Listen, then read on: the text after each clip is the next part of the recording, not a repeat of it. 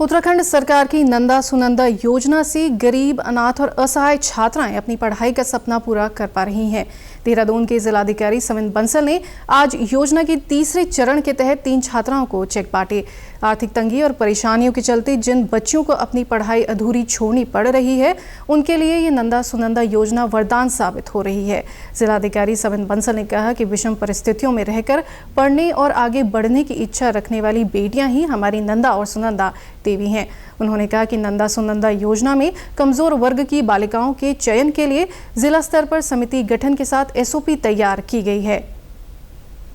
हमने अपने कुछ सीएसआर सोर्सेज से कुछ हमारी प्रचलित स्कीम्स हैं उनको थोड़ा फ्लेक्सिबिलिटी उनमें लाकर after due approvals of committee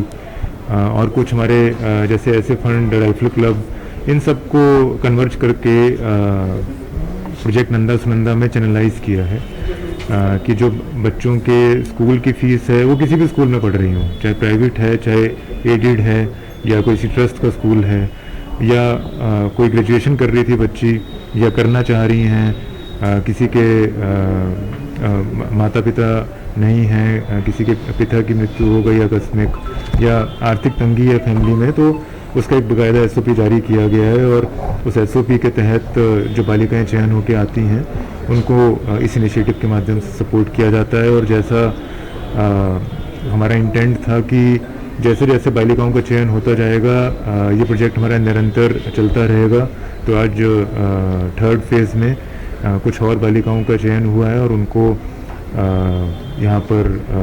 checks वितरण करके उनकी संस्थाओं को पैसा डायरेक्टली प्रेषित कर दिया जाएगा और उनकी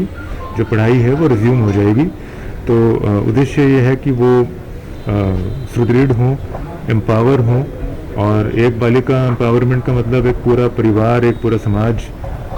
एम्पावर होगा। प्रोजेक्ट नंदा सुनंदा का वास्तविक अर्थ यही है कि ऐसी बालिकाएं जो वंचित असहाय हैं लेकिन जो आगे बढ़ने की इच्छा रखती हैं, तो यही हमारे लिए पूजनीय नंदा सुनंदा देवियाँ हैं और इस प्रोजेक्ट को इसी तरह से हम निरंतर आगे बढ़ाने का प्रयास करेंगे।